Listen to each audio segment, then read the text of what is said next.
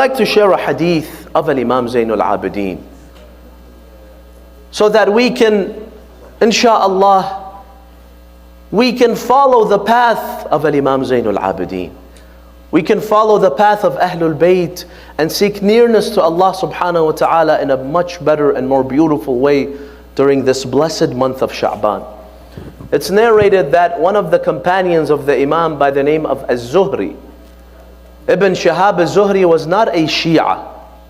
He was not someone that believed in the wilayah of Ahlulbayt alayhimus salam. However, he loved Imam Zainul Abidin. He would always come and accompany him, learn from him, narrate a hadith from him, study at the hands of the Imam, because he saw the knowledge, he saw the akhlaq, the humility of the Imam. So he would always go and he would listen to Imam Zainul Abidin, take advice from him. There's a tradition in which he asked Imam Zainul Abidin for some advice in one hadith, very beautiful hadith. He tells him that I have many problems with people. There are people that hate me, there are people that have animosity against me.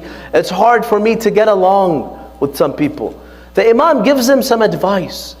He tells him many times the problems that you have with people, really, if you look at it unbiasedly, if you study the problem objectively, the problem stems from you. But you just don't notice. You don't realize. Because we have blind spots. And our blind spot is anything that has to do with my deficits. We don't see our flaws and deficits, brothers and sisters. We become oblivious to them. So the Imam says, maybe you should look closer and don't just put the blame on other people. Maybe sometimes I have these problems with others, it's partially or fully my fault. Change your attitude, change your behavior, change your perspective. And then the Imam in the end of the hadith, it's a long hadith, he gives them some advice that really helps you in getting along with people, being loved by the people. The Imam summarizes it in one word. In this word, brothers and sisters, in this piece of advice, the Imam shows us how you can be loved by other people, how you can mitigate your problems with other people. It will not completely rid you of those problems. There will always be individuals who are evil, individuals that you can never please. But for the majority of the people, you will win them. They will love you. The Imam summarizes it in one word. What is it? Humility. Be humble with other people. The more humble you are with other people, the more you will get along with them. The better your reputation will be. The more they will love you. Be humble with other people. Arrogance, brothers and sisters, is the worst trait that will ruin your relationship. Any relationship that you have, whether it's with your spouse. I've seen countless marriages fall apart because of arrogance, because of the ego. When one cannot overcome that ego, it's all about me. Not admitting to the mistakes, caring too much about myself rather than the needs of the others. Whether it is a family member, whether it is a friend, you want to destroy your relationships? Then put the ego in the situation. Put the ego in the relationship. Arrogance. And you want your relationship to flourish with your friends? Wallahi, brother, try this. Be humble with your friends. Be down to earth with them. Be very nice. Even if they are rude, be kind with them. Even if they are not the best with me, but be on your best behavior.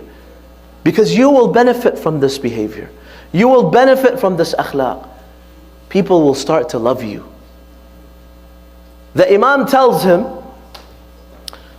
وَإِنْ عَرَضَ لَكَ إِبْلِيسِ لَعَنَهُ اللَّهُ بِأَنَّ لَكَ فَضْلًا عَلَى أَحَدٍ مِنْ أَهْلِ الْقِبْلَةِ. The Imam explains a condition that almost every single one of us goes through, a battle, an internal battle that we all go through our lives. It's a jihad, a inner jihad, jihadun nafs, with the shaytan. the Shaytan constantly wants you to think that you are better than everybody else.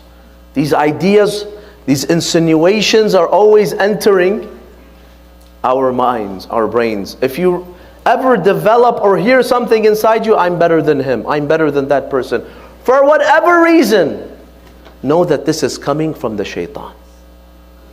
So if you have these ideas in your head that I am better than someone else, I am superior, I am holier, Allah loves me more, whatever it could be, for whatever reason, the Imam says, I will teach you how to fight and resist these ideas and temptations. The Imam says, فَانظُرْ إِنْ كَانَ أَكْبَرَ مِنْكَ فَقُلْ قَدْ سَبَقَنِي بِالْإِيمَانِ. The Imam says, use this strategy to fight the Shaytan. It's very beautiful. He says, that person, that the Shaytan may try to convince you you're better than him. There is one of three possibilities. Either he's older than you, either he's younger than you, or you guys are the same age. There's no other third possibility, is there? No. Same age, older or younger. If that person is older than you, then say, لَقَدْ سَبَقَنِي إِلَى الْإِيمَانِ وَالْعَمَلِ الصَّالِحِ فَهُوَ خَيْرٌ مِنِّي. This person is older, that means he's had more opportunities to do good deeds than me. Yani let's say I'm 20, he's 30. 10 years he was doing good deeds where I wasn't even alive. So give him that benefit of the doubt, that he could be better than me because he's been here longer. And that means he's had more opportunities to do good. If I have fasted for 5 Ramadans, he has fasted for 15 Ramadans. If I have attended through my life 100 Salat al-Jum'ahs, he has attended maybe 300, 400. In that way you can dispel, you can resist these ideas. Then the Imam says, what if he's smaller than me? What if he's younger than me? Don't use the same strategy. Okay, he's younger than me, I've done more good deeds. The Imam says, no, be smart and clever with the Shaytan. He says, وَإِنْ كَانَ أَصْغَرْ مِنْكَ فَقُلْ قَدْ سَبَقْتُهُ بِالْمَعَاصِي وَالذُّنُوبِ. If I'm 30 and he's 20, 10 years I was committing sins when he wasn't even alive. صح? Who is ma'soom here? So focus on that angle, that all those years I was prone to sinning while he wasn't. He was either a child or he wasn't born. So he may be better than me. Okay, what if you're the same age? You can't use either of the strategies, because good deeds may be same amount, bad deeds may be same amount. Look at the Imam, he gives you a third strategy. The Imam says, if he was your age, فَقُلْ أَنَا عَلَى يَقِينٍ مِّن ذَنْبِي وَفِي شَكٍّ مِّنْ أَمْرِهِ فَمَا لِي أَدَعْ يَقِينِي بِشَكِّ. Tell yourself to fight those insinuations of the Shaytan. I know how many sins I have done, but I do not know how many sins he has done. I have speculation, conjecture. Maybe he's committed this many sins. So do not, the Imam says, so do not leave your yaqeen, the conviction that you have, the certainty that you have committed this many sins, and then focus on what? On speculation. Maybe he committed that many sins. You know your sins, but you don't know the other person's sins. So why would you think you're better than that person? What a beautiful strategy, brothers and sisters. We know ourselves better than anybody. And other people, we don't know. Maybe they committed more sins. Maybe there is room for giving that person benefit of the doubt. But how can you give yourself the benefit of the doubt when you know you have committed this many sins? So the Imam teaches us how to have husn dhann with other people.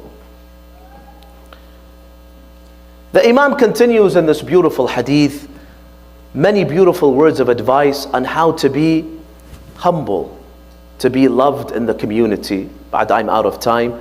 But indeed, there are so many beautiful lessons from Imam Zainul Abidin alayhi salam that he leaves for us in Sahifat Sajjadiyya, Salatul Huquq, and all the other beautiful traditions of the Imam, that we ask Allah subhanahu wa ta'ala to grant us the tawfiq, that we are able as we celebrate the births of these heroes of Karbala, Al-Imam Al-Hussein, Al-Imam Zainul Abidin, Abu Al-Fadl Al-Abbas, alayhimus salam, that we're able to also emulate their lives and ours, that we're able to learn from them, take some of their teachings and to apply them in our lives. This is the best way that we can be true Shia of Ahlulbayt alayhimus salatu wassalam.